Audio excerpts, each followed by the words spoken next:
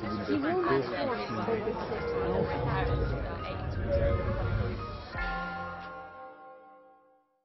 hi. I'm Marianne Talbot. Quite a few of you know me, but there are a few new faces here, so I'm going to get to know your names very quickly. And some of your names I'm going to forget, and if I call you or something like that, you'll just have to get used to it, I'm afraid. We're being podcast, so welcome to everyone who's watching this on a podcast. All the slides that I'm using are going to be available either in handout form or with the podcast, so you should be able to follow everything that I'm doing without needing to take copious notes. Okay, let's get started. Okay, in this session, we're going to be doing all these things. It's not going to take us too long to go through the first three. The last one may take a little bit longer. But anyway, these are the things that we're going to do. And let's start right away with looking at a moral dilemma. I want you to imagine that your friend has just come home from the hairdresser's. And she walks in and she says, "What do you think?" And you think, "Yuck." Okay, you've got a problem, haven't you? What's your problem? Manners. Lack of. Right. Whether you tell the truth or not. Okay, but that's not a problem, because, I mean, we know we should tell the truth, shouldn't we? So it can't be that on its own that's the problem. Upsetting her. If you tell her the truth, will she be offended? Okay, so if you tell her the truth, what are you not being? Or what you fear you're not being is kind. Okay, so we've got two rules. Two rules that we like to obey in everyday life, don't we? Be truthful, be kind. And the problem with this situation is it looks as if we can't be both. It looks as if you've got to choose between honesty and kindness. And that's not a comfortable situation to be in, is it? Okay. Moral dilemmas of this sort are common. And the reason they're common is that the rules of everyday life, like be kind, be generous, be truthful, whatever, are general rules that have to be applied in particular situations. And as a result of that, they come into conflict. Can you think of any more moral dilemmas? Can you think of any that you've come across, perhaps, in your everyday life? What about at school, when a teacher pressed you up against the wall and said, "Who did that?" What's your problem here? And you know who did it. You don't want to rat on your mates, exactly. So be loyal, again, to be polite to your teacher or be truthful or something. Again, it comes into conflict here. In all these situations, you've got a general rule that's come into conflict with another general rule because a particular situation brings them into conflict. You might think that it's easy to get out of this particular dilemma. Let's have a straw poll. Okay, so if you were in this situation, who would tell your friends that you think her hair looks terrible? Maybe not quite like that. You would, okay, one, two, quite a few of you are putting up your hand. Okay, who would be kind? Most of you, okay, that's interesting. But you probably go, or at some time in your life, you will have gone through this sort of way of thinking. Well, sometimes you have to be cruel to be kind. If you're kind to her, she might go around looking like that for the next 6 months, mightn't she? And that would be to be cruel to her. Because when she realised how awful she'd look, it's a bit like looking at those photographs of yourself in the 70s, isn't it? And also, another thing you might try is, well, it's only a white lie if I tell her she looks fine. It's not a black lie. I'm not doing it for bad reasons. I'm doing it for good reasons. So what we have to do here is that we are rationally required by dilemmas like this to reflect on our values. We say, okay, what is truth? What is it to be honest? Or what is kindness? What is it to be kind? And if I were God, I would make sure there are as many moral dilemmas as possible, because I would want people to be asking themselves, well, how do I act in order to be kind? What do I need to do in order to be honest? In this situation, being honest is difficult. Does that mean is that an excuse not to be honest, etc.? All these things are prompted prompting us to think about our values and about what we should do in particular situations. But we yearn for these moral rules, don't we? We yearn to have things like be truthful, be kind, be generous, be loyal, etc., because it makes life easy, doesn't it? It takes decisions away from us. And in this situation, a lot of people are tempted to make further rules. These are the sort of rules that they're tempted to make. So here's one. When kindness and honesty conflict, I'll always be honest. Now, I bet you know people who've made that rule for themselves. Do you? Yes, okay, lots of nods here. Or, possible new rule 2, when kindness and honesty conflict, I'll always be kind. Do you know anyone who's living by that sort of rule?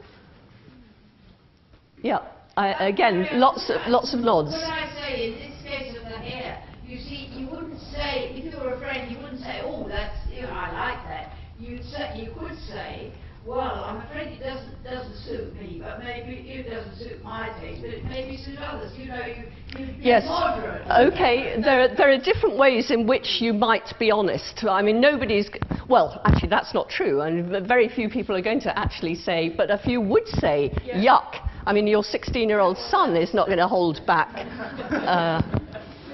Well, he might. Okay, but we yearn for moral rules because moral rules make life easy. That's why we're tempted to make rules like the former two, which are not so obviously useful, actually. But in this yearning for rules, we reveal ourselves to be moral generalists. Okay, a moral generalist is someone who believes that morality is governed by rules. And one reason you might think this is people think of morality as principles, set of principles, and of course what are principles but rules by which to guide us in our thoughts and in our actions.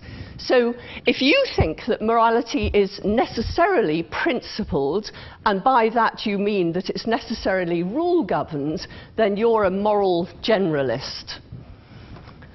Okay, but oh, right, okay, there's this little complication here. It doesn't matter how complicated the rules are that you think we're governed by. The fact is, if you think that morally we're governed by rules, then you are some sort of moral generalist. Okay, particularists, let me try that again, if I take a run at it. Particularists deny that moral reasoning is governed by rules of any kind. Okay, Jonathan Dancy, here he is, of Reading University, he's a particularist. So he doesn't think that morality is governed by rules at all. We might have a look later and ask ourselves exactly what he means by that. But here's his argument for it. Okay, he claims that all reasons for acting are context sensitive. Okay, let's just have a quick look at reasons for acting. I mean, when I ask you to pass me a pen, okay, your reason for acting is that you wanted to do what I wanted you to do, and you believed that passing me that pen would be a way of doing it. Okay, so those were your reasons for acting. So whenever we act, actually, it's not always when we act, as we'll see next week, that we have reasons for acting. But when we act and we have reasons for acting, these reasons, says Dancy, are context sensitive. And what he means by that is that in some contexts, they're reasons for acting, and in other contexts, they're reasons against acting, or they're reasons for not acting, if you prefer. So let's have a look at an example for that. Imagine that your reason for refusing to perform action A, okay, that action might be passing me a pen, for example, but your reason for refusing to perform action A is that in performing action A, you would be telling a lie, okay? I'm not going to do that because it would be lying if I did that. That's a perfectly good reason for acting, isn't it? Okay. Well, then ask yourself, does this mean that you should refuse to perform any and every act that has the property of being a lie-telling? Does it? So, okay, let me ask you two questions. Firstly, is it often the case with you that you don't act, you don't do something because if you did it, it would be lying? Okay, so it's a lie is sometimes a reason for you to act. Put your hand up. Or not to act, I should say. I'm going to assume you've all put your hand up here, even if I'm wrong. Okay, so the fact that something has the property of being a lie, that an action has the property of being a lie, is sometimes at least reason for you to act, or reason for you not to act. Okay, but it doesn't mean that every time. Are there ever times when sometimes you think you ought to lie, that it's your moral duty to lie? Can anyone give me an example? Some people come after a friend who's taking refuge, if you deny it. Okay, so if the Nazis come to the door and they say, are there any Jews here? You don't say, yes, actually, 3 of them under the bed. You think at that point that it's your moral duty to lie. So it can't be the case that having the property of being a lie-telling is always a reason against an action. Fair enough? Or imagine that your reason for performing action B, for actually doing something this time, is that in performing action B you would be keeping a promise. Okay? So how many of you have done something because in doing it you would be keeping a promise? Okay, so all of us act because we believe that keeping a promise is a good thing. But does this mean that we always keep promises? That we would perform, and we believe that others should perform, each and every action that would be a promise-keeping? Do we? No. Can anyone give me an example, an imaginative example of... If you promise to take your children to the cinema, and then on the night your wife falls rather sick and you have to take her to the doctor, then it's, yes, you have to explain to them, and if they're very young, they may not even quite understand that. But it's your moral duty. But there's one, yes, it's a shame to break the promise and you have to make amends, etc. But there's a moral duty to do something else. Absolutely. So you promise to take your children to the cinema, but on the night your wife, your husband falls ill, and it's more important that you take them to hospital than that you keep that promise. Again, it seems that the fact that an action has the property of being a promise-keeping isn't always and everywhere reason to perform that action. That's what Dancy means by reasons for acting are context-sensitive. The context that you're in changes your reasons for acting. In some contexts, the fact that something's a lie is reason not to tell it, and in other contexts, that it's a lie isn't reason not to tell it. Okay? Is that good? So that's Dancy's reason for being a particularist. So Dancy believes that no reason for acting is always reason for or reason against performing an action. Every reason for action is context sensitive. Does he believe that you don't use rules, or is that as far as he goes? Well, so he doesn't think that, well, I think actually I'm just about to say this, so let me check. Okay, so particularists believe that no moral rule is always and everywhere true. Particularists believe that moral rules like don't lie, keep promises and so on are what philosophers call rules of thumb. Now, a rule of thumb is a rule that you use because it's useful, and it's useful most of the time, but it's not one that's unbreakable. If you come to a situation where it's clear that this rule isn't going to be useful to follow, then you just don't follow it. So moral rules like the ones we've talked about, if they're rules of thumb, are not absolutely true. They're not moral absolutes. So don't lie is not always and everywhere true. This question that you just raised earlier on about context, couldn't the Germans at Nuremberg have been justified by saying they followed orders because that was their context on Darcy's argument? So the question is, wouldn't the Nazis have been justified in giving as a reason that they were following orders. Because that was the context within which they were operating. Well, presumably, Dancy would say no, because Dancy would think you should follow orders is a rule that in some contexts is true and in other contexts is false. Because he thinks that no moral rule is always and everywhere true.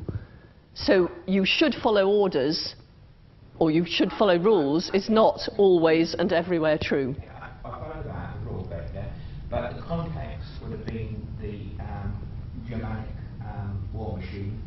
And that means the context in which they were deciding, should I follow orders or not, was a context in which Dancy would say probably, or certainly I would say, that they shouldn't follow orders in this context, that the answer to this question in that context would be no. Whereas if you ordered me now to explain again what I meant by I might take that as something I should follow. Perhaps not. Time would matter. So how do you decide that context? It just seems another layer to me. No, but you don't decide a context, you're just in a context. So if the Nazis are at the door, you know exactly, you don't look so worriedly at me. Here you are, all looking worried. You make this sort of decision all the time. Whenever you face a moral dilemma, whenever your friend says, do you like it? And you think, yuck, that provides you with a context in which a moral decision must be made. And in that decision, in that particular decision one, there are two rules: be kind, be honest. And the question is, should you, in this context, follow that rule, or neither? So you're all used to doing this. This isn't something, all I'm doing is laying it out for you clearly, as a philosopher should. Okay, now I'm going to take two more questions because I can see two more, but then I'm going to get on, okay? Could Dancy be described as a situationalist, as described by Fletcher? I have heard people call particularists that. I don't know enough about what being a situationalist is to be able to say for sure, but I suspect the answer is yes. To know how it differs, if it does. It would be interesting to know how it differs if it does, but I suspect it doesn't, but I might be wrong. In this context, gentlemen, is it not a question of ranking priorities to attempt to act for the greater of two goods or the less evil of two evils? Well, if you don't mind, I'm going to postpone that question because I think I'm going to answer it later. So may I do that? But notice that the separate rules that I talked about people making, I'm always going to put kindness before honesty, or I'm always going to put honesty before kindness. That's another sort of rule, isn't it? And that's a rule that prioritizes other rules. So there are lots of different sorts of rules that we might look at. Okay, let's get on. Okay, just a show of hands. How many of you think you're particularists here? Ooh. Not everyone, but nearly everyone. I'm dying to ask why those who aren't particularists aren't, but never mind. We might come to the reasons why you're not in a minute. Okay, I just want to point out that in talking about the things that we've been talking about for the last 10 minutes, we've been engaged in moral theorizing. Now, that's a very different sort of activity from the activity that we're engaged in when we're actually trying to make decisions about how we should act. So when you're thinking, shall I be kind or shall I be honest, that's one type of thinking about morality. But when you're thinking things of the sort that we've been thinking, should we be generalists or particularists, or should we always follow moral rules or not, that's a different type of moral thinking. And moral theorizing is called second-order moral thinking, whereas everyday decision-making about how we should act is called first-order moral thinking. And that's because moral theorizing is thinking about how we should act. Okay? Philosophers are good at this. But do you see what I mean? When we think about whether to be kind or we're honest, we're thinking about how we should act. And when we're asking, well, should we follow rules like we should be kind, we should be honest, we're thinking about how we should act. With me? But is this not also creating a rule for something? No, I haven't created any. Oh, well, I'm creating rules, but not moral rules, about how to use language. I am saying you should use second-order moral thinking for theorizing and first-order moral thinking for thinking about your actions. And that is making a rule, but it's not a moral rule, is it? It's a rule of language. Okay. It might become a moral rule if I think you're disobeying it. Okay, can we sort these questions into either first-order practical questions or second-order theoretical questions? I'm going to give you a minute to think about it for yourself, and then we'll go through it together. So don't yell out the answers, just think about them for yourself.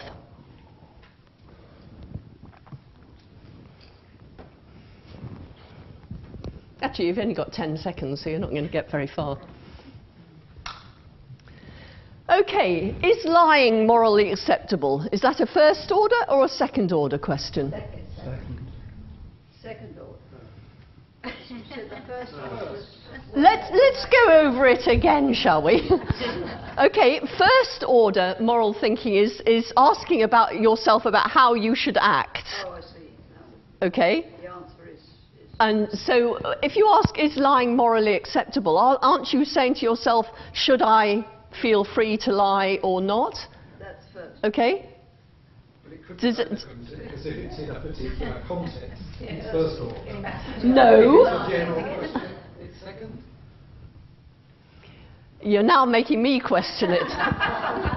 Okay, shall we leave that one? I was going to call that one first order because I thought of it as being about actions. To the extent that it is about deciding how to act, it's a first order question. Okay, what about should female circumcision be illegal? Could I know what female circumcision is? What do they remove? Oh, Erica. No, I'm not. I absolutely refuse to explain that here. You don't answer that question. What about everyone else? Is that a first order question or a second order question? First. Whoa, we're nearly getting there, but okay. I think that's a first order question for the same reason. What about how can we know whether a given moral judgment is correct? Second. You're getting there. Okay. Could it ever be right to kill an innocent human being? First. We are getting there, aren't we? Definitely. What makes a moral judgment right or wrong? Second, very much. You see, you're not thinking at all about how to act, are you? What should I do? You're asking here about, well, here's a moral judgment. What makes it true or false? We're going to be asking this question in a minute. What's that? In that way, it's similar to the first item, is I morally acceptable? Well, no, because right or wrong here, actually, in fact, that's well pointed out. Or wrong? Yes, but what do I mean by right or wrong here? And I shouldn't have done this. This is a mistake that I've made. Can anyone point out what the mistake is? What should I have written here?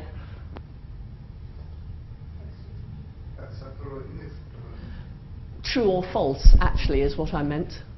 Do you see what I mean? That question, I mean, you're making me see that was a bit of sloppy thinking on my part, so if I can do it, that means you can do it very occasionally, and certainly not beyond lecture 3. I should have asked there what makes a moral judgment true or false rather than right or wrong. By using right or wrong, I confused it with morality. I apologise. Okay, what about this one? Is it wrong to kill embryos that have the genes for Huntington's disease? First order or second order? First order, well done. What sort of evidence can we give for saying that something's right or wrong? Second, good. Okay. We need to work on that just a little bit, but only a little bit. If something is made illegal, we're thinking about decisions on legality. So you're not just thinking yourself, thinking of society. It's exactly the second order. Well done. You're right to make the distinction between something's being immoral and something's being illegal. We're going to look at that in depth next week, so I won't look at it here.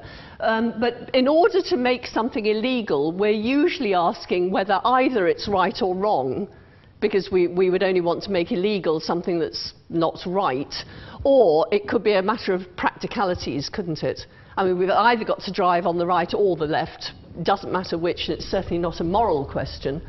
Not what? I'm not sure about that. I disagree with my French wife about that. This one disagrees with his French wife about that, for anyone who didn't hear that. Okay, so we started off looking at moral dilemmas, and I hope that what you've got from looking at moral dilemmas is that quite often in the particular situations in which we find ourselves in a dilemma because we find that two moral rules, or possibly even more moral rules sometimes, come into conflict. We can't obey all of them, and therefore we have a dilemma. It looks as if it's a very difficult dilemma because both things seem to be right, and yet we can't do both of them. I hope that's shown us something about rules. It's shown the importance. Are rules central to morality or not? But now let's look at moral truth. This is the second thing we were going to do. Okay, consider the following statements. The earth is elliptical, the cat is tabby.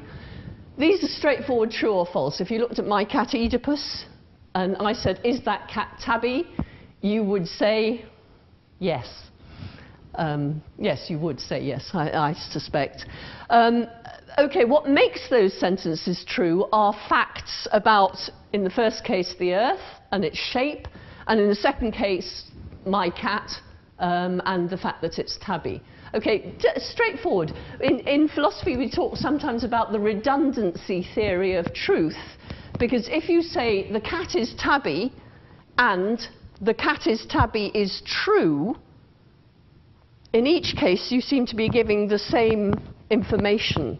Because if you assert the cat is tabby, you are saying, in a way, the cat is tabby is true, aren't you?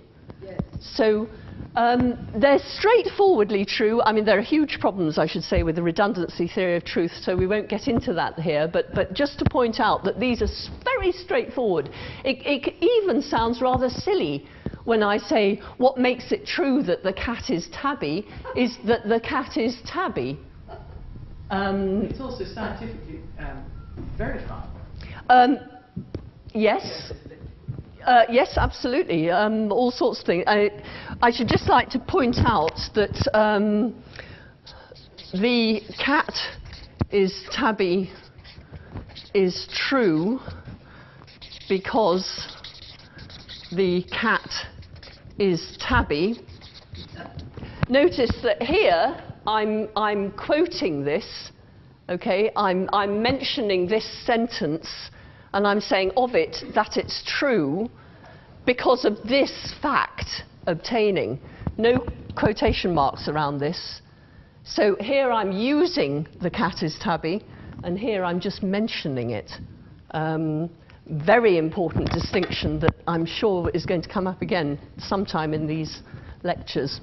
Okay, but these are straightforwardly true or false, and the things that make them straightforwardly true or false are empirically verifiable facts. But if we look at statements such as it's wrong to kill human beings, or we should always tell the truth, well, are there facts that make these statements true or false? And if there are, what sort of facts are they? Okay, now when I asked that first question, a lot of you shook your head. I said, are there facts that make these things true or false? And a lot of people went, no.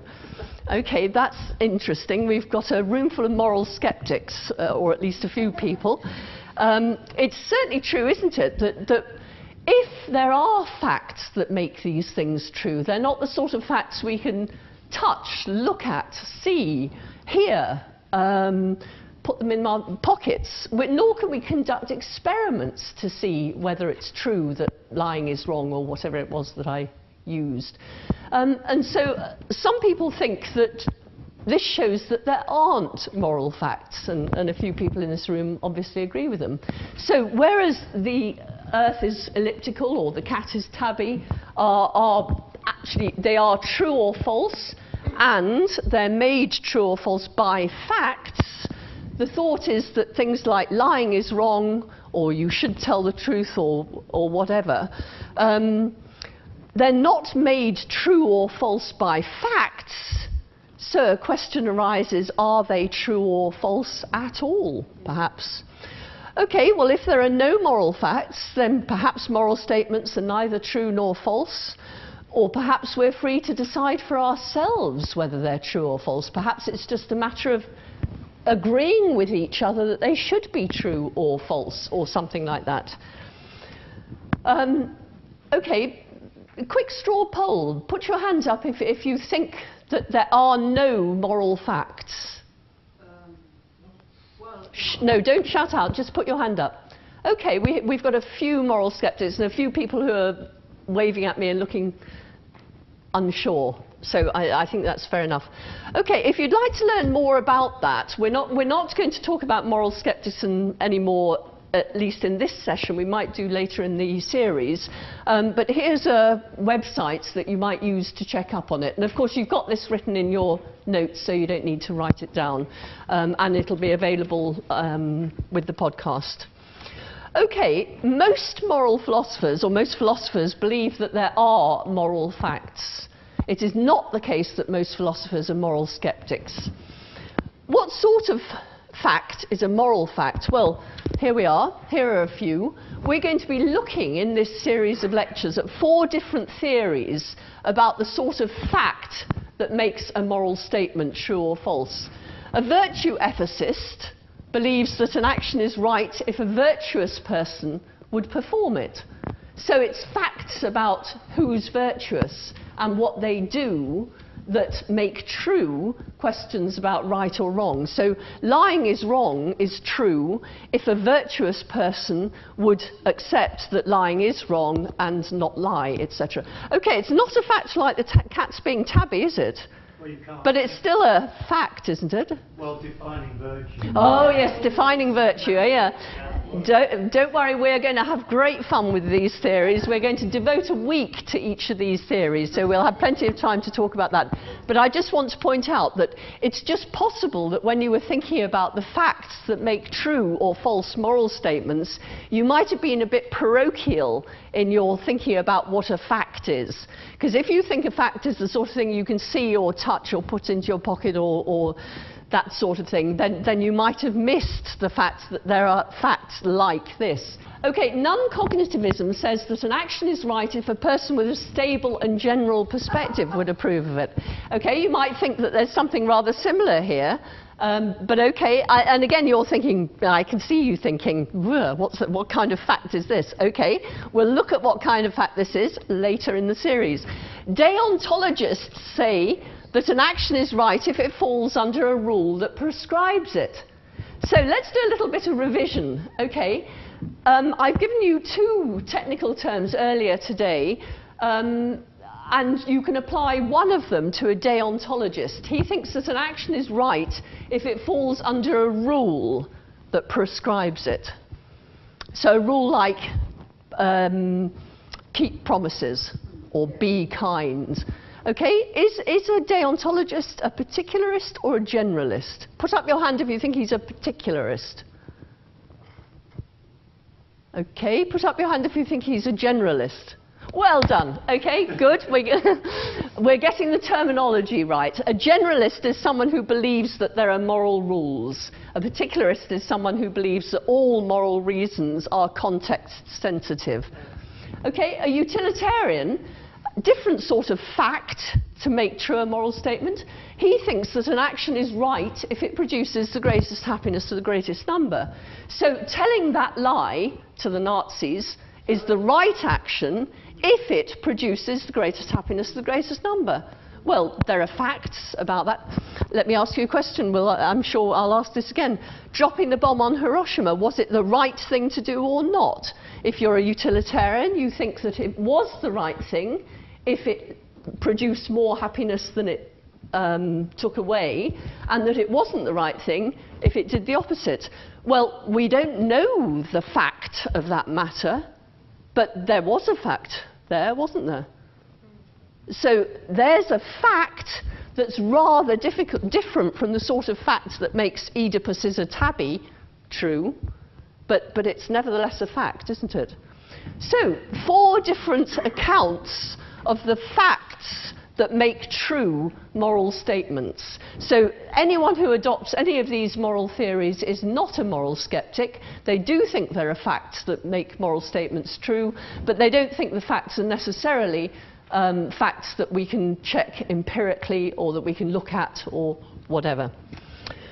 Okay, and this is good. We're doing well here. I'm pleased that we've got this far in this session. Okay, but this is the biggie, okay, or I think it is in this. Okay, there's one question. We're going to take one question before I go on to it. Is there another word you could use rather than fact? Because I would like to think of a fact as something that could be tested and proved to be true, and I would prefer to see another word used in place of fact in your second case. No, I absolutely refuse to change my language here, because fact is what I mean, and I think you ought to change your view of what a fact is, because does love exist? Yes. Yes? Okay, most of us here are romantics. We believe that love exists. Is this a fact? Is this something that can be established empirically? Yes, I would say. Well, actually, we could do. Perhaps we could. I mean, maybe I've just established that most people in this room believe that love exists, but of course they could all be wrong. No, but there's a way of, I'm sure there's a way of checking emotion, you know. Do you see what I mean? I do, yes, but I think you're going to have to persuade me as well. All right, here's another question then, just because I'm looking forward to persuading you of this. Do possibilities exist? Yeah. Okay, most people think yes. Is this something that we can establish empirically? I would prefer you said, do probabilities exist? No, we're not talking about probabilities, we're talking about possibilities here. Can you, no, if you actualize a possibility, then what exists, of course, is an actualized possibility, which is not, of course, a possibility at all. It is an actuality. What I'm asking you is whether possibilities exist. Yes. Okay. Are the facts that make true this is possible an empirical fact? Yes. I'm sorry, I should actually, I've dug myself a terrible hole here, and the reason I've dug myself a hole is I should have made a distinction between empirical possibility and logical possibility, and what I was actually asking about was logical possibilities. If you like, we'll talk about that in question time, but I think having dug myself a hole, I'm now going to kick sand in it and move on quickly. Okay, we're going to look at moral truth and whether it's absolute or relative. Okay, firstly, I'm going to define both terms because we need to know what we're talking about. Okay, you're a moral absolutist if you believe that there's at least one moral statement that's true absolutely. Okay, an example of that, here's a non-moral example of an absolute truth. The earth is round. I should have said elliptical, shouldn't I? Anyway, just ignore that complication. The earth is round is true everywhere for everyone at all times, irrespective of what people believe. Okay, so even when everyone believed, for perfectly good reasons, that the earth is flat, I mean, they are good reasons, aren't they? Look at it. Well, actually, this is a bad example, isn't it? The lecture room slopes. Even when everyone believed that the earth was flat, they were wrong. The earth was round then. Okay? So that's a non-moral example of an absolute truth. And what makes it an absolute truth is it's true everywhere, for everyone, at all times, irrespective of what people believe.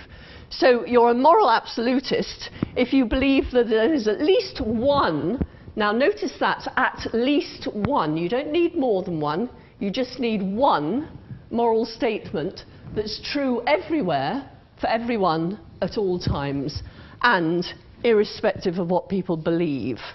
Okay? That's what moral absolutism is. Let's have a look at moral relativism. You're a moral relativist if you believe that all moral statements are true or false only relative to something. Now, you might be thinking, what does this mean? Well, can anyone think of another example of an area of discourse okay, of language, where statements in that area of discourse are true only relative to something or other. There are some very, very common ones. Let's see if you can think of some. Put your thinking caps on. The house is big or something like that? That's quite a good one. Yes, the house is big, because big in relation to what? To other houses, presumably. It's not big in relation to a skyscraper. Yep, so okay, that's a good one. Any others?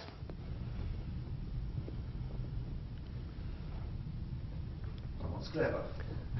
That someone's clever, yes. Clever in relation to what? They might be clever in the domain of this classroom, but not clever outside this classroom or something like that. Okay, can anyone think of a slightly different sort of example?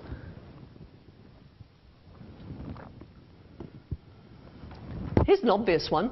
Your French wife, does she go to France often? Yes. And does she ring you up and tell you it's 5 o'clock? Rarely. Well, let's say she does. She could. And would you argue with her and say, no, it's not, it's 6 o'clock or 4 o'clock or whatever it is? Well, actually, we do have an argument because I always insist on the time of the sun. Right. Okay, well, those of us who don't insist on the time of the sun, would they have Normally not, yeah. would they have an argument with a French friend who told them it was 5 o'clock when, looking at their watch in England, it was, actually, is it going to be 4 o'clock or 6 o'clock? 4 o'clock, thank you. No, you wouldn't. Why wouldn't you? Because statements about time, so there's an area of discourse, temporal statements, statements about time, where the truth of all those statements is relative to, and what it's relative to is a time zone, isn't it? Okay? So we are used to the idea of truth being relative to something or other. It happens often, and I'll give you a couple of other examples in a minute, but here are some non-moral examples of different types of relativism. So you can believe that moral statements are true only relative to cultures. So, for example, here's a non-moral statement. A meal consists of meat and 2 veg. Well, in relation to my father's generation and culture, that was true. My father would certainly have believed that. For him, it was true. My generation, not so much. I shouldn't think there are many people in this room for whom that would still be true, but then it was true. Prayers are said 5 times a day. That's another non-moral statement that's false in our culture, but there are cultures in which it is true. So that's cultural relativism. So there are statements, the truth of which are relative to cultures. You can believe that moral statements are true only relative to individuals. So, you, madam, what's your name? My name? Yes, in the nice green. Sybil. Sybil, Yes. do you like sardines? No. No? How can you not like sardines? Sardines are delicious. I love sardines. So, sardines are tasty is true for me and false for Sybil.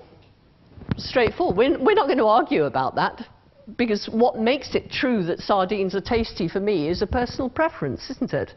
What makes it false that sardines are tasty is true for Sybil is another personal preference. Sybil doesn't like sardines, I do, so sardines are tasty is true for me and false for Sybil. Again, perfectly standard. But surely that's not moral, whether you like... No, I said these are non-moral examples. Okay, so red is the most beautiful colour. What's your name? Fulker. Yeah. Okay. Do you like red best? No, not really. I'm very glad about that. Okay, I do, yes. So red is the most beautiful colour is true for me and false for Fulker. Okay? So again, now these are statements that are true relative to individuals, and you're a moral relative, or an individual moral relativist if you believe that moral statements are true only in relation to individuals. So abortion might be right for me, but wrong for you, you might say. Or you can believe that moral statements are true only relative to situations. So lying is wrong is true in some contexts and false in others. I'm using context and situation there interchangeably, so that's perhaps reason to think that again, you were right to think they're the same thing. But yes, it's cold here. Well, that might be true here, but not true where you are. Okay, so lots of different types of moral relativism. There are also different types of absolutism, but we haven't looked at any yet. We will in a minute. Okay, let's do another little. Put up your hand if you're a moral relativist. Cool, Lummy. Right, okay, that's nearly all of you. There are a couple who didn't have their hands up. That doesn't surprise me. Okay, now I want to know why, please.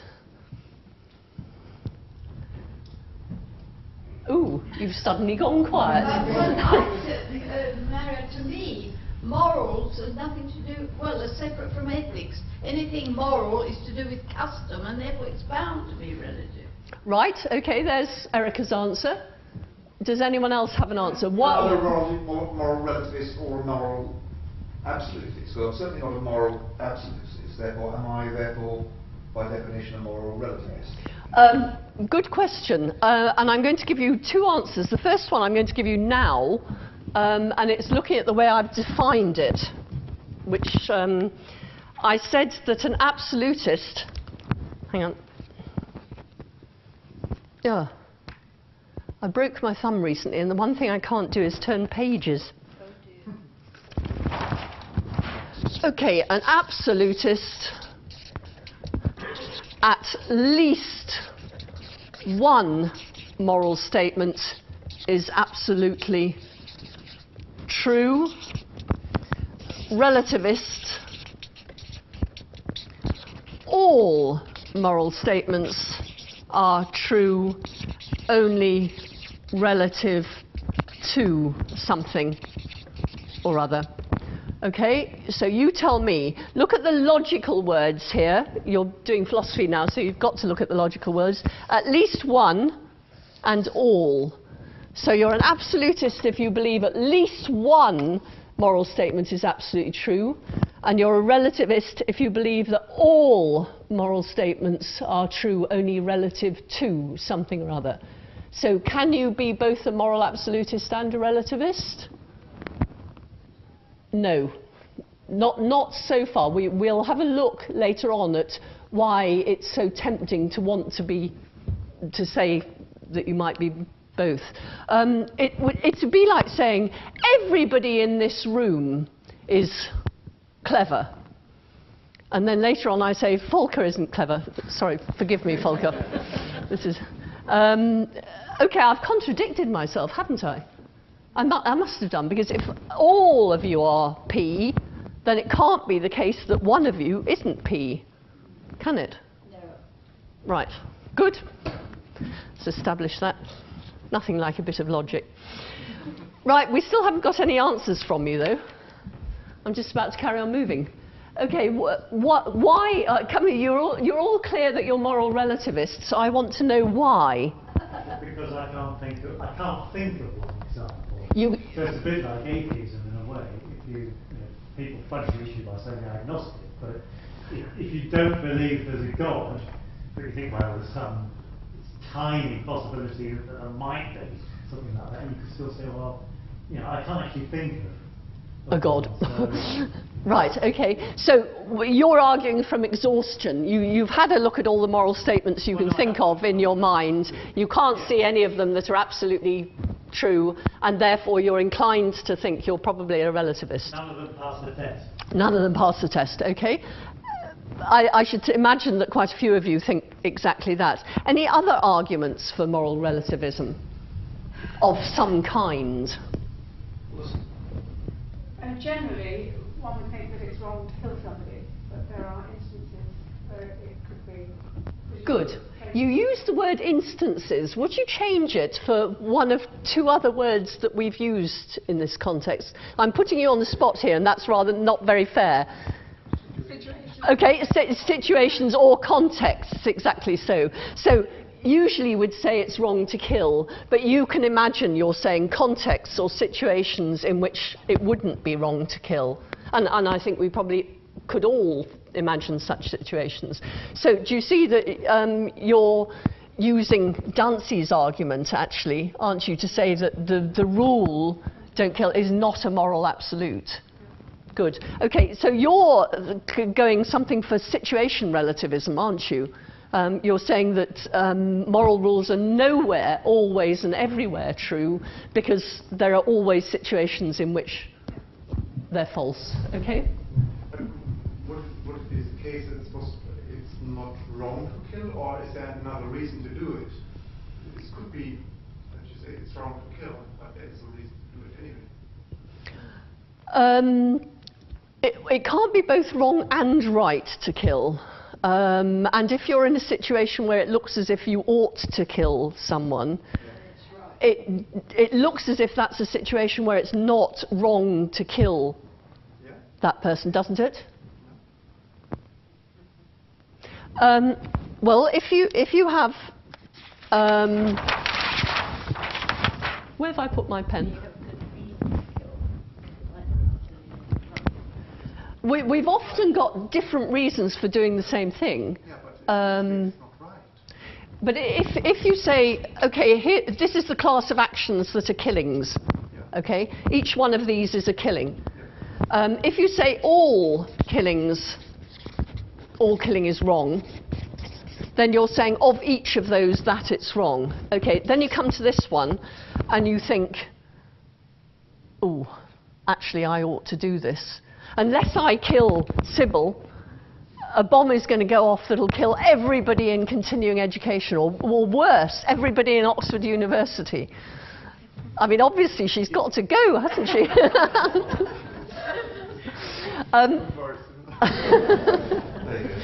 Doesn't this mean that even if all these are still wrong, this one is a killing that isn't wrong? Or... Is it right? Okay, you wouldn't necessarily, well, maybe you would say it was right. You could say that it's wrong, well, we could actually use priorities here, couldn't we? Yeah, and it's what you described before as a consequence, more happiness for people. There was one of these... Yeah, exactly. This was more happiness. This is a consequence of what just happens if... as a result of it.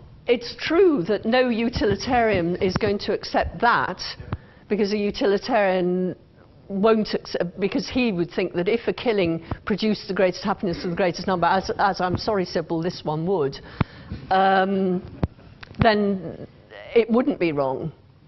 But I think you could still think, whether you can think something is wrong and still do it is a question that we're going to be looking at later in the... And still think you should do it, sorry, is a question we'll be looking at later when we do Kant. Makes the action right. It not makes the killing right, even if there's a reason to do it. Yes. I'm not sure. Child incest as well. Child incest, yeah.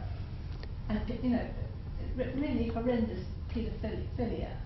I mean, that can't be ever... So you're inclined to absolutism. You think that we shouldn't have sex with children is a moral absolute. Okay. I mean, there might be some people who are inclined to agree with that. But whether it's an absolute is another question. One more, and then I'm moving on. The word usually that is important, isn't it? There has to be a well, reason. Usually... There can be a general rule, but some well-argued reason for breaking that general rule. Well, again, let's go back to the distinction I made earlier between a rule of thumb and an absolute. An absolute is a rule that is unbreakable. You don't break it in any situation. It holds in every situation. A rule of thumb is a... Sorry, this is my broken thumb. A rule of thumb is one that when you get to it, usually you would follow it. Maybe you would follow it every single time in your life, but you can imagine that a time would come when actually it wouldn't hold, and when you should break it.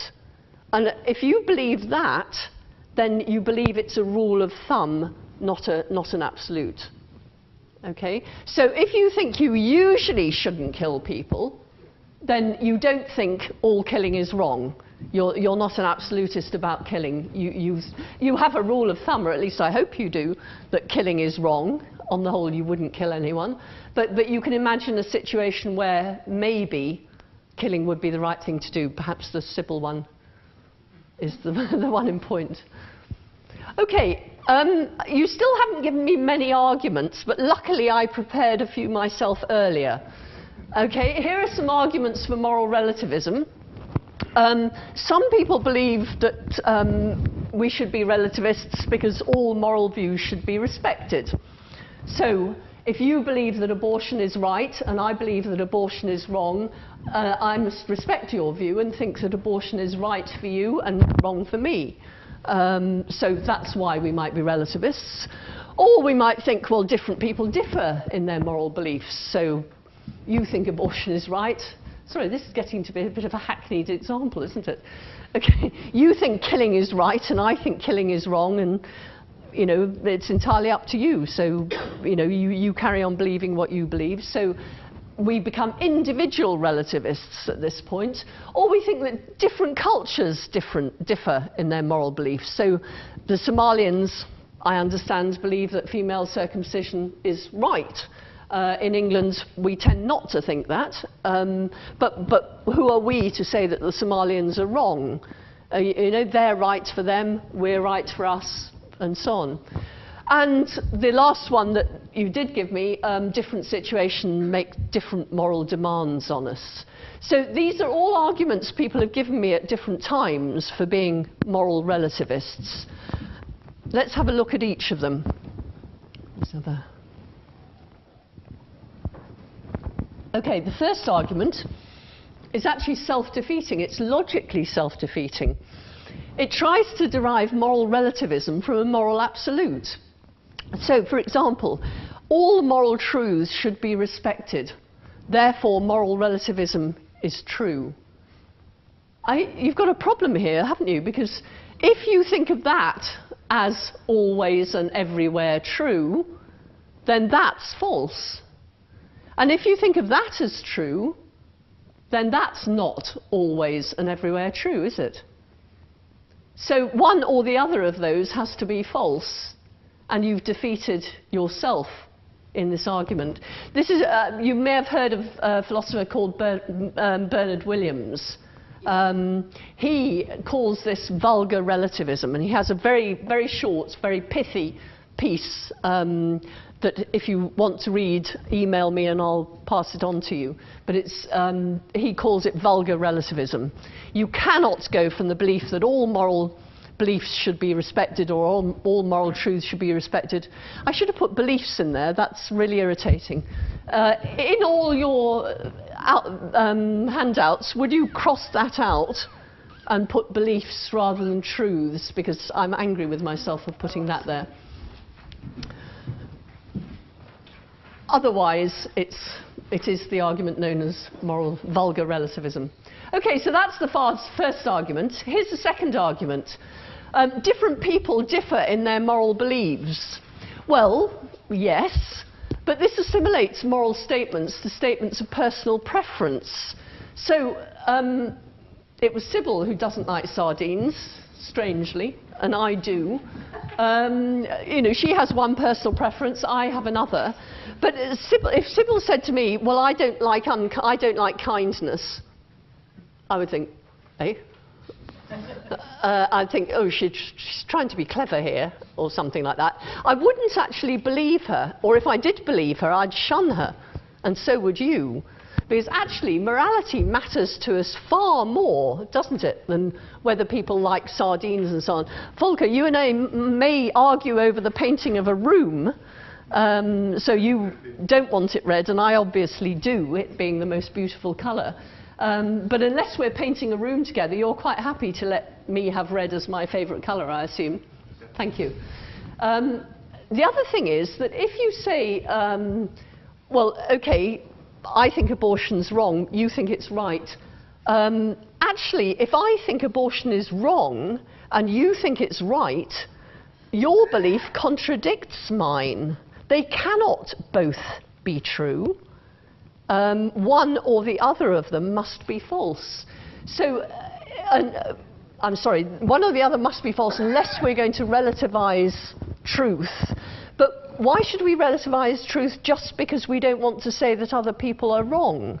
I mean, isn't that again going back to this all moral views should be respected, all moral truths, sorry, beliefs should be respected? We'll have a look at that again in a minute. Presumably it would be just a quick impossible to run a society under this scheme. Well, let me give you a good example of that, because I was just about to anyway. Tell me what would happen if you couldn't expect most people to tell the truth most of the time. What would happen if you couldn't think, okay, Erica says chaos. Why would it be chaos? If you couldn't expect most people to tell the truth most of the time, why would that be difficult? Why couldn't you run society? Sorry, you're all shouting at once now. Did you? It would break down completely, because in fact, all insurances, everybody could put in insurance claims, and the whole society would break down. It would break down, and it would break down because we couldn't trust each other. So if I say to, what's your name? Jane. Jane, what's on at the cinema tonight? And you say The King's Speech, and I think, oh, jolly good. And then I think, no, hang on. Do I trust Jane? Well, in the first case, if she's told me the truth, then I've saved my time and energy, haven't I? I don't now have to look it up on the web myself. If I suddenly lose trust in her, I've actually wasted my time and energy by asking her, haven't I? There was no point in asking her, because if I can't trust what she says to me... And think about this as well. Lying is parasitic upon truth-telling. In order to lie successfully to you, I've got to get you to trust me, haven't I? It's absolutely essential that you believe me if I'm to lie successfully to you. So, if I'm a dishonest person, I'm not going to go around lying all the time. On the contrary, it's in my interest to tell the truth as much as I possibly can so that you build up a trust in me. The difference between someone who's dishonest and someone who's honest is that the dishonest person is constantly waiting for an opportunity where telling you something untrue would be of benefit to them and they won't be found out. That's the difference. I didn't hear that, and I'm not going to ask for it to be repeated, but I'm sure I'm glad you all enjoyed it. Okay, so yeah, the difference between a dishonest and an honest person is not that one tells the truth all the time and the other doesn't. I think that answers your question about that's why society. So personal preferences don't really matter. I mean, that's why we call them personal preferences. People are entitled to their own personal preferences. But morality really matters.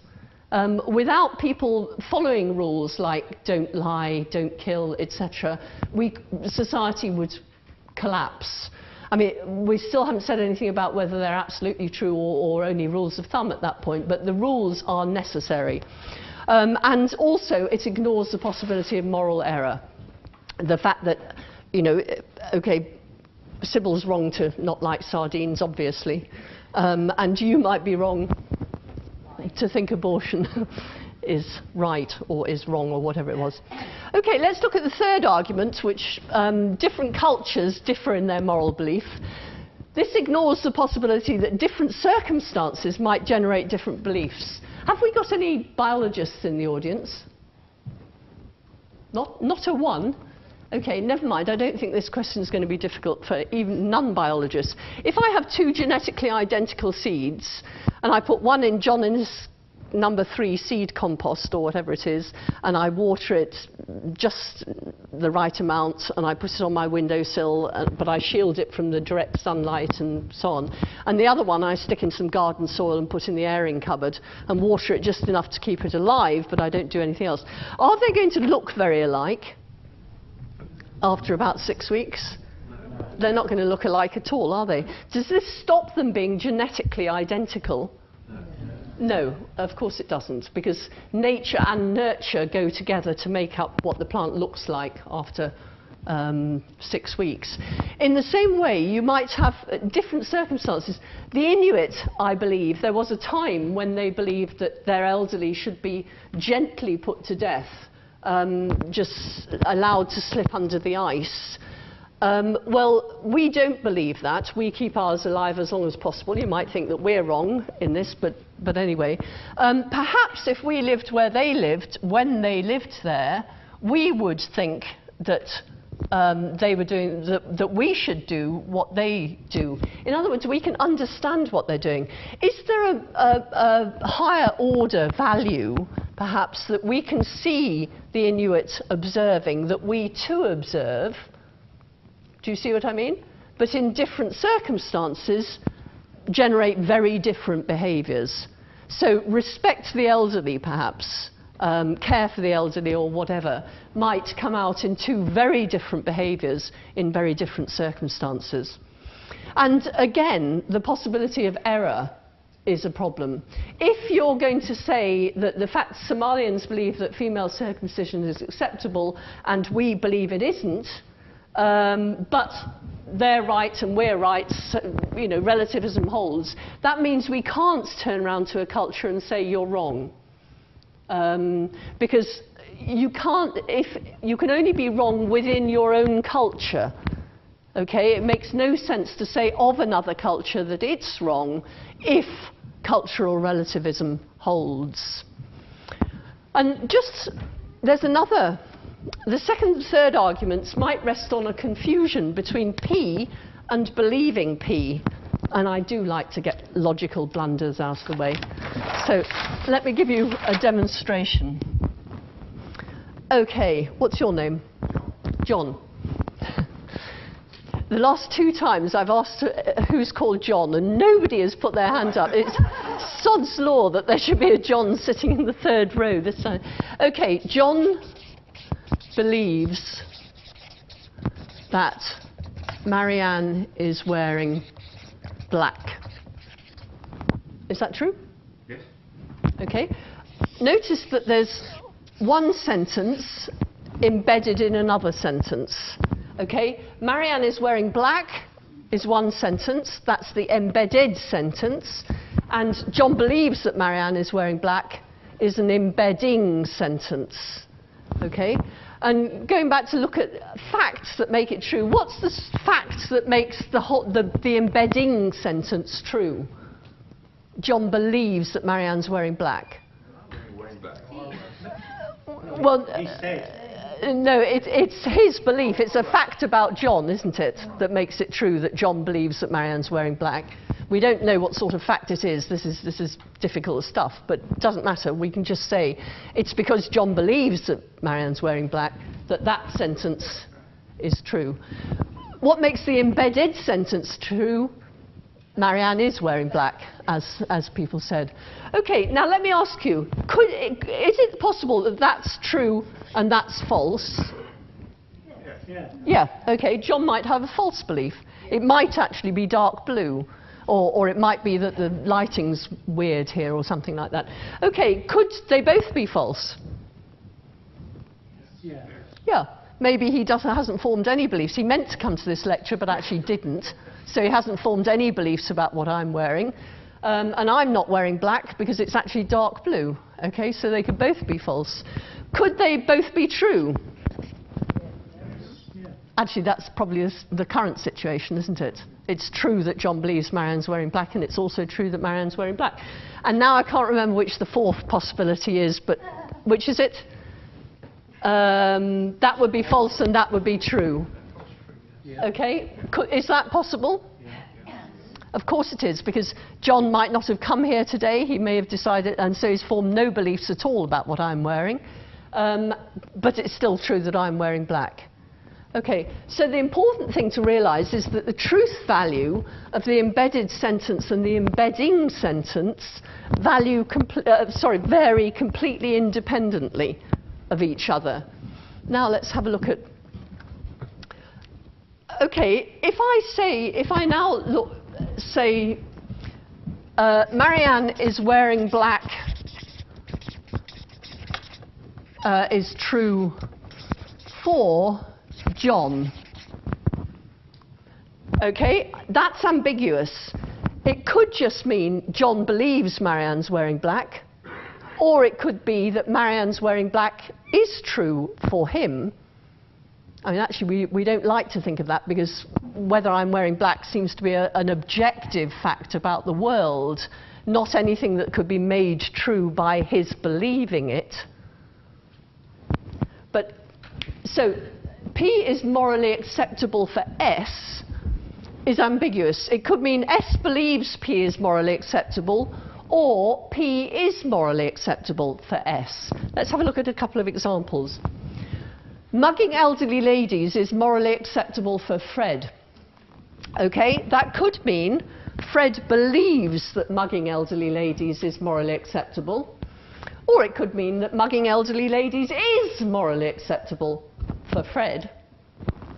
Now, the first of these, Fred believes that mugging elderly ladies is morally acceptable. Well, that's unremarkable, isn't it? I mean, poor old Fred may have had the sort of upbringing in which he ended up believing that. We might want to put him in prison because of it, but we're not going to deny that he believes it. The fact he's been out doing it every night for the last 3 weeks shows that he believes it. So this is not remarkable at all. But mugging elderly ladies is morally acceptable for Fred. Well, this is individual relativism. Okay, this is a completely different kettle of fish. If we believe this, and Fred mugs an elderly lady in front of us, this means we've got to stand back, because even if mugging elderly ladies is morally acceptable, unacceptable rather, for us, for Fred, it's morally acceptable. So just as I won't engage Sybil in arguments about whether sardines are tasty, because I'm quite happy to say that they're tasty for me but not tasty for you, if mugging elderly ladies is okay for you but not for me, and I accept that, then if you go and mug an elderly lady, I'm supposed to stand back and say, I wouldn't do it, but for him, it's fine. That's what I meant about it doesn't take account of moral error. If you're an individual relativist, you believe the truth of mugging elderly ladies is okay, the truth of mugging elderly ladies is okay, is relative to individuals. So it might be true for you, for me, and false for you, and that's how it is. Not just you believe it's okay, it is okay. Very different kettle of fish. Now, I think I had another example. No, I didn't. The other example I was going to use was a cultural one. It was the Aztecs believe, for the Aztecs, killing children is morally acceptable. Okay, does this mean that the Aztecs believe that killing children is morally acceptable? Or does it mean that killing children is morally acceptable for the Aztecs? Surely it only means the first. It doesn't mean the second. It doesn't mean that they were okay to kill children when they did it. It just meant that they believed, which is nothing very interesting. Well, I'm sorry, it is interesting, especially if you're archaeologists and so on, anthropologists. So what I'm asking is, should we believe that mugging elderly ladies is morally acceptable for Fred simply because we believe that Fred believes that mugging elderly ladies is morally acceptable? Blindingly, obviously, we shouldn't. Instead, we should say Fred is wrong. This is the argument we can then make against stoning adulterers.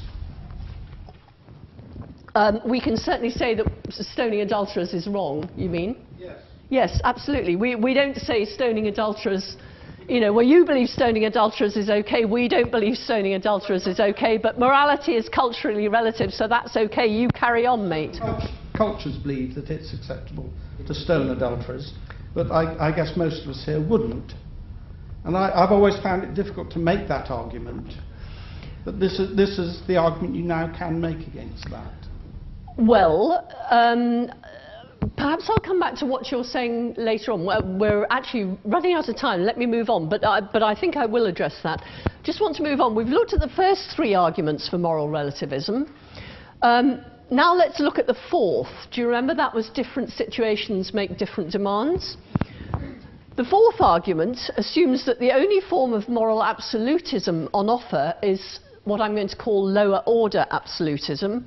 And here, the only candidates for moral absolutes are everyday moral rules like don't lie, tell the truth, etc. Actually, there are three types of absolutism: so-called lower order absolutism, higher order, and token absolutism. Let's have a look at them.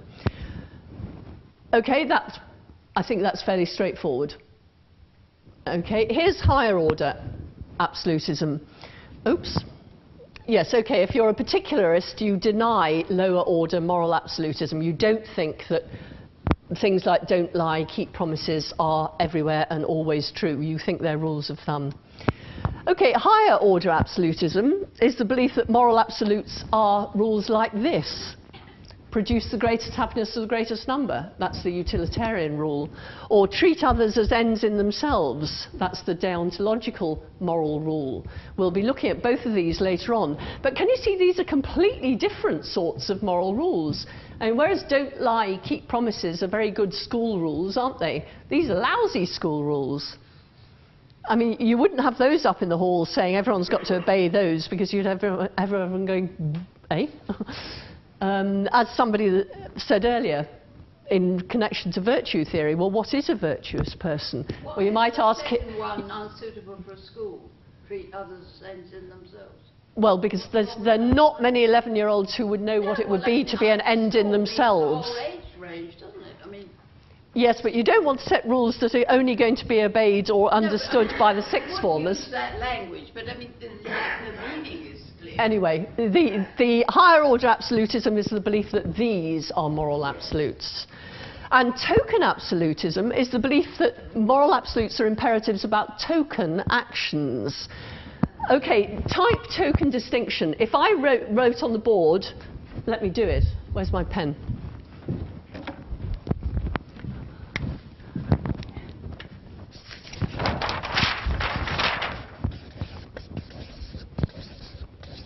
The name of a well-known pop group, well-known to anyone of our age anyway. I apologise to anyone who's younger. Okay, how many letters have I written down here? You could answer 4, or you could answer 2. And if you answer 4, you're looking at token letters. And if you answer 2, you're looking at type letters. Okay? I pinched that example from Peter Millikan, by the way. Another famous philosopher at Oxford University. Okay, you can do it like this too. I'm a token human being. Okay, there's a type of thing, a human being. I'm a token, you're a token, you're a token, you're a token. Okay, there are lots of chairs in this room that are all of a type, but that's a token, one of those chairs. Okay, so you can be a token absolutist. It would be wrong to tell that lie, you might think. Or you must keep that promise.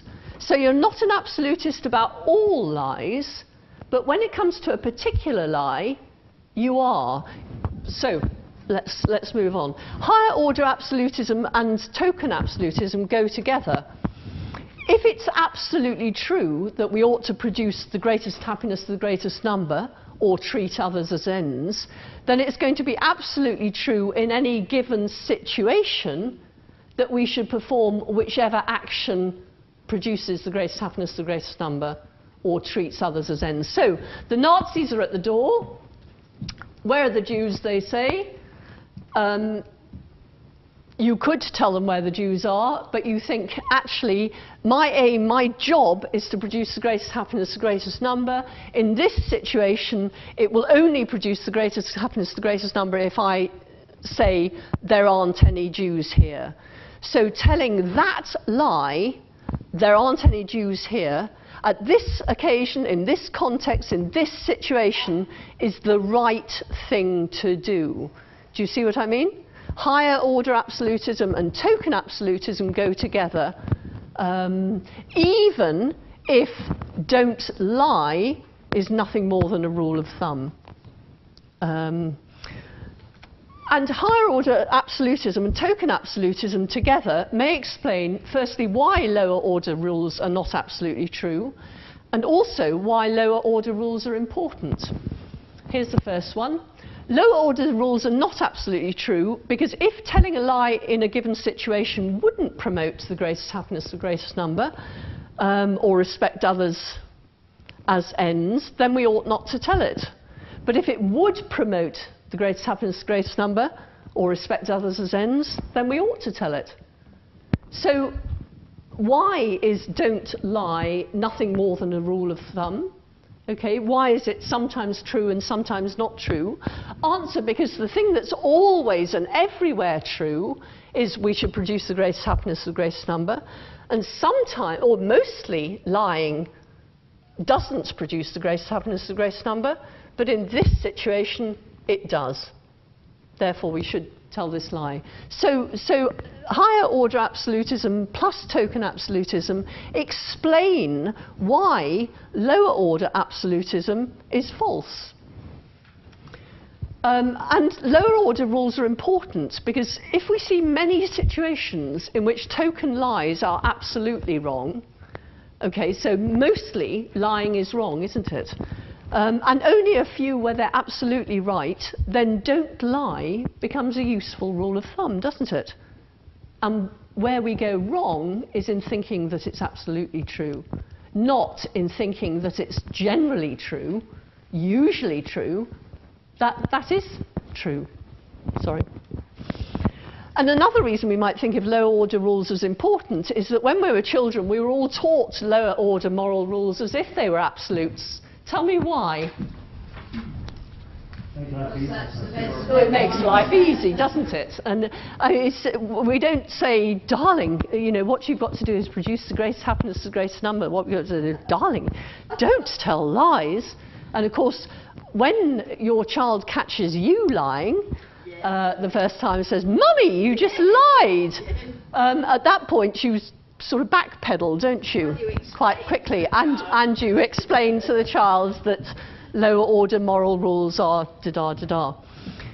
So, our discovery that the rules we were taught as absolutes aren't absolutes causes us to think that the standard view, the knee-jerk view, the view of authority, if you like, is that the lower order moral rules are absolutes, rather than just that that's what we were taught when we were children, for obvious and very good reasons. So not only might we be absolutists while accepting that lower order moral rules are not absolutely true, we also might think that absolutism explains why lower order moral rules are not absolutely true. At this point, we've got 5 minutes left, and I'm quite tempted to just finish there and have 5 minutes for question. What I was going to go on to do is distinguish two different types of absolutism from different types of relativism, and then I was going to give what I think is a psychological process by which people come to believe that they're relativists. But I can do that, or I can have a question and answer session. Who would like the question and answer session? Do put your hands up. Don't be, or just signal to me like that if you don't want to put your hands up. Okay, who would like me to go on? Oh, right, I'll go on then, even though I can hardly speak anymore. Right. It would bring the greatest happiness to the greatest number, okay. It's important to distinguish token absolutism from both individual relativism and situation relativism. Okay, what do I mean by that? Let's have a look. And instantly, I just want to say, if your mind is buzzing now, for a start, it's not buzzing any more than mine is. And secondly, that's entirely to be expected. I can't teach you these things. All I can do is put them in front of you. You've now got to go home and do the thinking for yourself. Okay, you've got to go back, have a look at your notes, think about what I've said, and see why what I've said makes sense. You might disagree with what I've said, and that's absolutely fine. But you need to go away and do the thinking for yourself before you're in a position to see whether you agree with me or not. But let's distinguish these things. Okay, mugging Mabel Smith at 5:30 on Tuesday, the 6th of December 2009 was wrong. That's a token moral statement. It's a moral statement about a token action. See what I mean? Token absolutism says if this statement is true, it's true absolutely. Okay? Anyone who thinks it's false is wrong. Okay? So if you believe that, you believe it as an absolutist. Okay? An individual relativist believes that even if this statement is true, it's only true in relation to individuals. So there might be people, Fred for example, for whom it's false. And this doesn't just mean that there are people who believe it's false, but that there are people for whom it is false. Perhaps the person who mugged Mabel Smith, da-da-da-da, maybe we should let him off. Because if we accept individual relativism, then it wasn't wrong for him to do it. And what right have we got to punish him for something that wasn't wrong? So that's token absolutism, that's individual relativism. Don't confuse the two, because if you do, you might think that you're an individual relativist, whereas what you actually are is a token absolutist. And of course, it's very important, as you know, to get these things right. I don't know why you're laughing, it's huge. Okay. Distinguishing token absolutism from situation relativism. Token absolutism claims that lower order moral rules are only rules of thumb. Okay? So lying is wrong, perfectly good rule, it's one that I use myself all the time. If I see an action, I see it's a lie, I am inclined to think it's wrong because I think that most lies are wrong. So as a token absolutist, if I am, I'm not telling you that, I'm just putting it to you. There are only rules of thumb, so even if most lies are wrong, there can be token lies, perhaps that the Jews are not here, that are right. Situation relativism claims that lower order moral rules are true only in relation to situations. So in situation S, lying is wrong, whereas in situation S star, lying isn't wrong. It's actually difficult to know what that means. Does that mean you can tell any lie you like in situation S? Here's a situation that is characterized by the fact that lying in this situation isn't wrong. It isn't that lying to say that the Jews aren't here isn't wrong. It's to say lying isn't wrong in this situation. Something odd there, isn't there?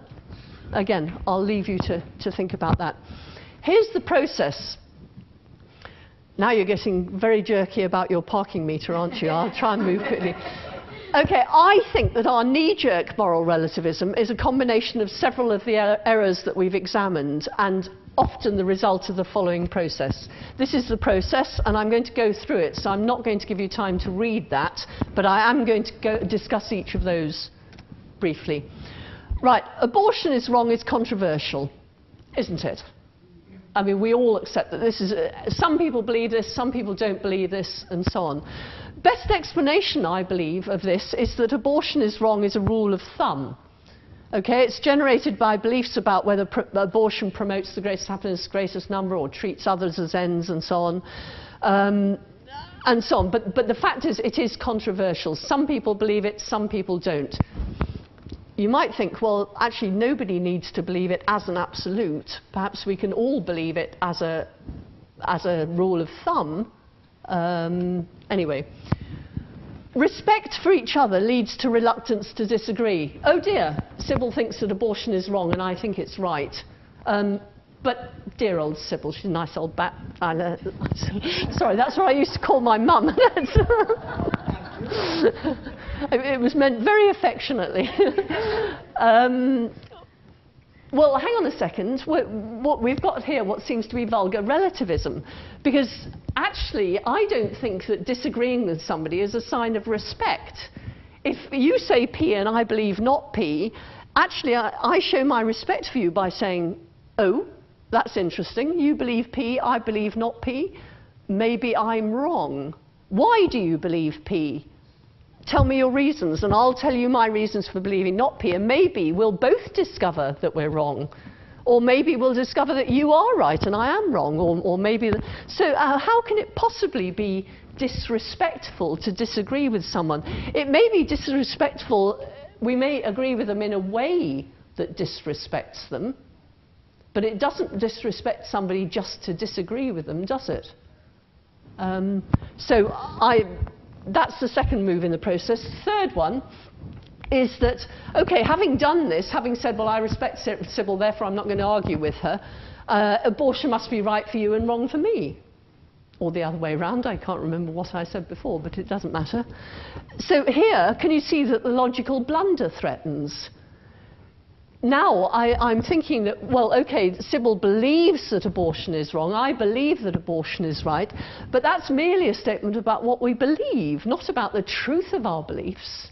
So why do we go the extra step and in doing so become individual relativists? Third move, we accept lower order relativism. Okay, abortion is wrong is true only relative to individuals.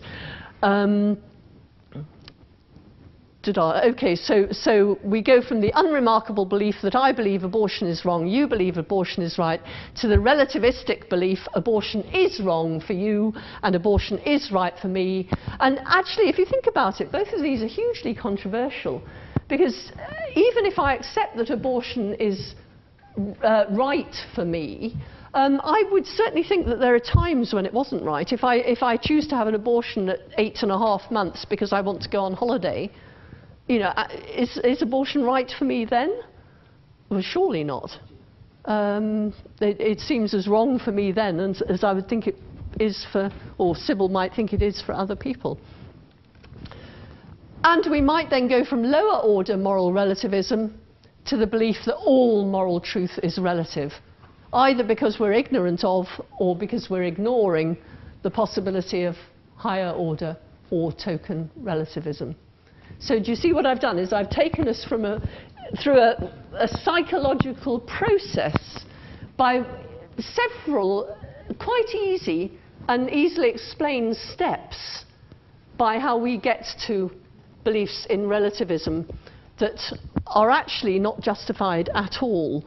Now, this is not to say, and I think I've finished that. Okay, we'll come back to that in a minute. This is not to say that moral relativism can't be a much more sophisticated position that has a fighting chance of being right. I mean, I don't think it's right, but then that's me. But there are other good philosophers who think that moral relativism is true, but not in these crude forms. Okay?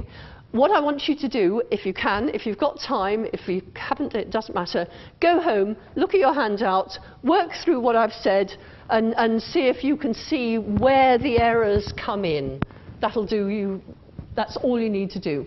Okay, I'd just like to take a straw poll here, because half the room, actually well over half the room, said that they were relativists. Who now thinks they're a relativist? Oh, goodness, still quite a lot of people. Okay, I think I might ask that question again at the beginning of next week. There's the reading for next week's, oh, this is for this week's lecture. Okay? Yes, it is, yep. And if you'd like to test your understanding, ask yourself whether you can do those questions. Okay? And if you'd like to do some reading for next week, there's a lecture, some reading for next week. That's it. And thank you for listening. I'm sorry we